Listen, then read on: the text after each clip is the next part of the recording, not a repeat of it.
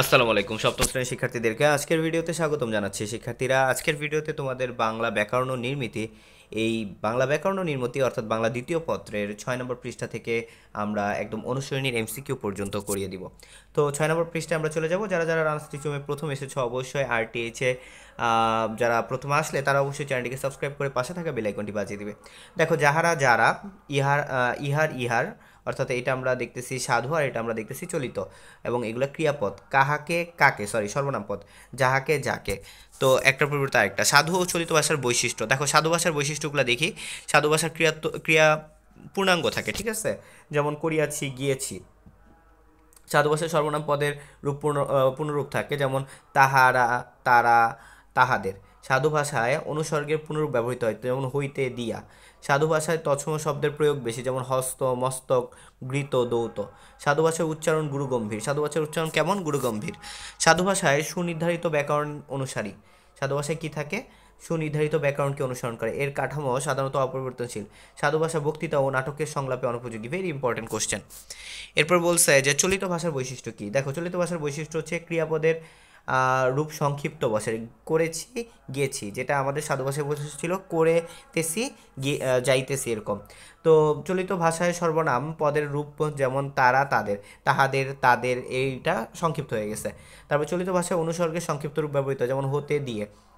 তো সব কিছু কিন্তু সংক্ষিপ্ত রূপ ব্যবহৃত হয়। চলিত ভাষায় তদ্ভব শব্দ, অর্ধ তৎসম শব্দ, দেশীয় ও বিদেশি শব্দের ব্যবহার বেশি, যেমন হাত, মাথা, ঘি, ধোয়া ইত্যাদি। চলিত ভাষায় উচ্চারণ হালকা ও গতিশীল।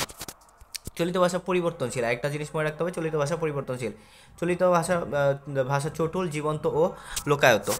এরপর আমরা দেখি সাধু ও চলিত ভাষার বৈশিষ্ট্য। দেখো, খুব ভালোভাবে বৈশিষ্ট্যটা শিখতে হবে, এখান থেকে আমাদের এমসিকিউ আসবে। সাধু ভাষা ক্রিয়াপদের পূর্ণরূপ ব্যবহৃত হয়, চলিত ভাষায় সংক্ষিপ্ত রূপ ব্যবহৃত হয়। যেমনগুলো পড়নীয়। সাধু ভাষায় সর্বনাম পদের রূপ পূর্ণাঙ্গ থাকে, তাহার, তাহারা, তাদের। আর চলিত ভাষায় সংক্ষিপ্ত থাকে, ঠিক আছে। তারপর হচ্ছে সাধু ভাষায় তৎসম শব্দের প্রয়োগ বেশি।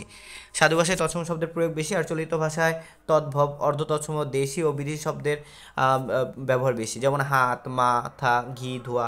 সাধু ভাষায় অনুসর্গের পুনরূপ ব্যবহৃত হয়, চলিত ভাষায় অনুসর্গের পুনরূপ সংক্ষিপ্ত রূপ ব্যবহৃত হয়।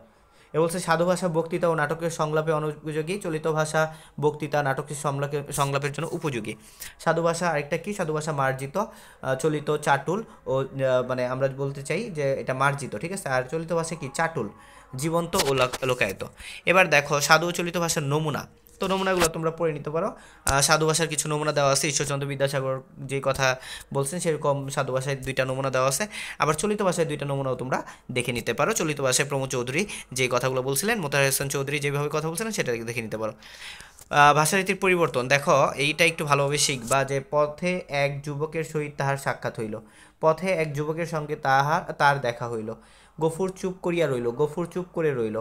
পাকা 2 ক্রোশ পথ হাঁটিয়া স্কুলে বিদ্যা অর্জন করিতে যাই। পাকা 2 ক্রোশ পথ হেঁটে স্কুলে বিদ্যা অর্জন করতে যাই। আমি ব্যাপারটি বুঝিয়া আমার বিছানা গুটাইয়া লইয়া তাহাদের স্থান করিয়া দিলাম। তো আমি ব্যাপারটা বুঝে তাদের আমার বিছানা গুটিয়ে নিয়ে তাদের জায়গা করে দিলাম। অর্থাৎ সাধু ভাষা থেকে আমাদের চলিত ভাষার রূপান্তরটা ভালোভাবে শিখতে হবে। আমি না ঘর হইতে দুয়ারে আসিয়া দাঁড়াইল, আমি না ঘর হতে দুয়ারে এসে দাঁড়াইল। আর চলিত ভাষায় তোমরা দেখতে পাচ্ছ, চলিত ভাষায় চেয়ে দেখি আমাদের রহমতকে 2 পাহারাওয়ালা বেঁধে নিয়ে যাচ্ছে। চাহিয়া দেখি আমাদের রহমতকে 2 পাহারাওয়ালা বাঁধিয়া লইয়া আসিতেছে। হাজার বছর ধরে মানুষ এদের দেখছে, 1000 বছর ধরিয়া মানুষ ইহাদের দেখিতেছে। পাশেই কিছু দূরে একটা শালুক দেখতে পায় ওসমান। পাশেই কিছু দূরে একটি শালুক দেখিতে পায় ওসমান। সো এটা ভালো মতো তোমরা পড়বা।